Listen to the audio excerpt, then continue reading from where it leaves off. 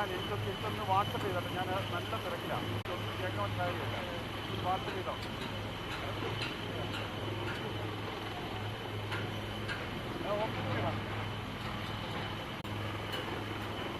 ഇന്ന് രാവിലെ മുതൽ ഹെലികോപ്റ്റർ വിവിധ സ്ഥലങ്ങളിൽ നിരീക്ഷണം നടത്തിയിരുന്നു. അതിൻ്റെ ഭാഗമായി ഞാനിപ്പോൾ നിൽക്കുന്ന ചൂരൽമലയിൽ അത് ഹെലികോപ്റ്റർ ഇറക്കാൻ വേണ്ടിയുള്ള ഒരു ശ്രമമാണ് നടത്തിക്കൊണ്ടിരിക്കുന്നത്. അല്പസമയത്തിനുള്ളിൽ തന്നെ അതിൽ നിന്നുള്ള ഉദ്യോഗസ്ഥരടക്കം പുറത്തേക്ക് ഇറങ്ങുമെന്നാണ് നമുക്ക് മനസ്സിലാക്കുവാൻ സാധിക്കുന്നത്. ഹെലികോപ്റ്റർ ഇറങ്ങുന്ന ദൃശ്യങ്ങൾ നമുക്ക് കാണുവാൻ സാധിക്കുന്നു.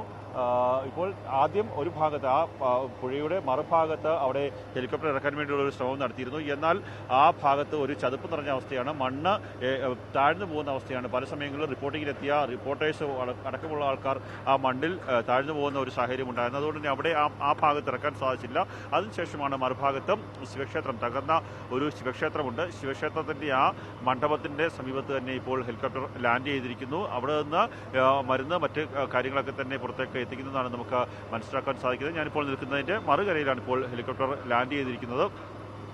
അല്പസമയം മുമ്പാണ് ലഫ്റ്റനന്റ് കേണൽ നടൻ മോഹൻലാൽ ഇവിടേക്ക് എത്തുകയും ഇവിടെ വിവിധ പ്രദേശങ്ങൾ അദ്ദേഹം സന്ദർശനം നടത്തുകയും ചെയ്തു. അതിനുശേഷമാണ് അദ്ദേഹത്തിൻ്റെ വിശ്വശാന്തി ഫൗണ്ടേഷൻ്റെ ആഭിമുഖ്യത്തിൽ 3 കോടി രൂപയുടെ പുനരധിവാസ പാക്കേജ് പ്രഖ്യാപിച്ചിട്ടുണ്ട്. ഇനി ഏതെങ്കിലും തരത്തിൽ കൂടുതൽ സഹായങ്ങൾ ആവശ്യമാണെങ്കിൽ അതിന് കൂടുതൽ പണം നൽകാൻ വിശ്വശാന്തി ഫൗണ്ടേഷൻ തയ്യാറാണ് എന്ന് പറയുന്നു. അപ്പോൾ തന്നെ ഒരു സ്കൂളിൻ്റെ ഈ പുനർനിർമ്മാണത്തിന് വേണ്ടി എല്ലാ തരത്തിലുള്ള സാമ്പത്തിക സഹായവും എല്ലാവിധ പുനർനിർമ്മാണവും നടത്താൻ തയ്യാറാണ് എന്നും അദ്ദേഹം അറിയിക്കുന്നുണ്ട്. ഇപ്പോഴും വിവിധ സ്ഥലങ്ങളിൽ 5ാമത്തെ ദിവസമാണ് ദിവിഷ. എല്ലാ സ്ഥലങ്ങളിലും ഇപ്പോഴും തിരച്ചിൽ തുടരുകയാണ്. നേരത്തെ പോലീസ് ഉദ്യോഗസ്ഥർ പറഞ്ഞതനുസരിച്ച് 10 മീറ്റർ മുതൽ 70 മീറ്റർ വരെ ആഴത്തിലേക്കാണ് മണ്ണും കല്ലും പാറയും ഒക്കെ തന്നെ വീണ് കിടക്കുന്നത്.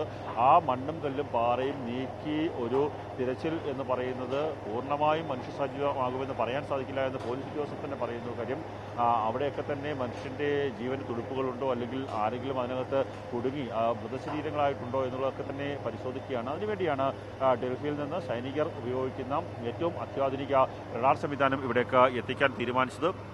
ഇന്ന് വൈകിട്ടോടുകൂടി വ്യോമമാർഗം റഡാർ സംവിധാനം ഇവിടേക്ക് എത്തും. അത് വെച്ചുള്ള ഒരു പരിശോധനയായിരിക്കും ഇനി വരും മണിക്കൂറുകളിൽ, ഇന്ന് രാത്രിയോടുകൂടി അപ്പം തന്നെ നാളെ പുലർച്ചയോടുകൂടി തന്നെ നടക്കാൻ പോവുക. നാളെ ആകുമ്പോഴേക്കും 6ാമത്തെ ദിവസമാവും. ഓരോ ദിവസം കഴിയുന്തോറും പകർച്ചവ്യാധികൾ ഉണ്ടാകാനുള്ള സാധ്യത കൂടിക്കൂടി വരികയാണ്. കാര്യം മനുഷ്യർ മാത്രമല്ല ഈ ദുരന്തത്തിൽ ഉൾപ്പെട്ടിട്ടുള്ളത്.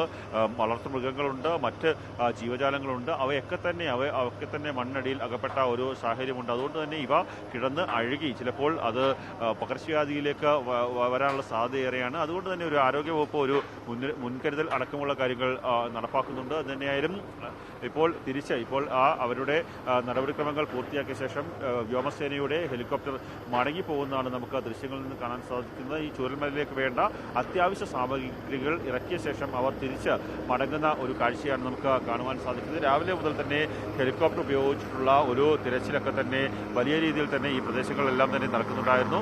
അതിൻ്റെ ഭാഗമായിട്ടാണ്, റുട്ടീൻ ചെക്കപ്പിൻ്റെ ഭാഗമായിട്ടാണ് ഇപ്പോൾ ഹെലികോപ്റ്റർ ഇവിടേക്ക് എത്തിയതും അതിനുശേഷം മടങ്ങിപ്പോകുന്ന ഒരു അവസ്ഥയും ഉണ്ടായിരിക്കുന്ന ഇന്ത്യൻ എയർഫോഴ്സിൻ്റെ ഉദ്യോഗസ്ഥരടങ്ങിയ സംഘം ഇപ്പോൾ തിരിച്ച് അവർക്ക് ഇവിടുത്തെ രക്ഷാപ്രവർത്തനത്തിന് നേതൃത്വം നൽകുന്ന ആൾക്കാർക്ക്, തിരച്ചിലിന് നേതൃത്വം നൽകുന്ന ആൾക്കാർക്ക് വേണ്ട സാമഗ്രികൾ ഇറക്കിയ ശേഷം മടങ്ങിപ്പോകുന്ന ഒരു കാഴ്ചയാണ് നമുക്ക് കാണുവാൻ സാധിക്കുന്നത്. എല്ലാവരും കൈമെയ് മറന്ന് ഒരേ മനസ്സോടുകൂടി, അതിൽ സൈനിക ഉദ്യോഗസ്ഥരെന്നല്ല, പോലീസ് ഉദ്യോഗസ്ഥരെന്നല്ല, സേനാ വിഭാഗങ്ങളെന്നല്ല, ഈ നാട്ടുകാർ മാത്രമല്ല പല നാട്ടുകളിൽ നിന്നുള്ള ആൾക്കാർ ഇവിടേക്ക് എത്തി അവരുടെ കയ്യാൽ സാധിക്കുന്ന അവർക്ക് ചെയ്യാൻ സാധിക്കുന്നതിൻ്റെ പരമാവധി കാര്യങ്ങൾ ഈ തിരച്ചിലിൽ അവർ നടത്തിക്കൊണ്ടിരിക്കുകയാണ്. എല്ലാവർക്കും ലക്ഷ്യം ഏതാണ്ട് 400ഓളം പേരെ ഇനി കണ്ടെത്താനുണ്ട് എന്നാണ് ജില്ലാ ഭരണകൂടത്തിൻ്റെ കണക്ക്.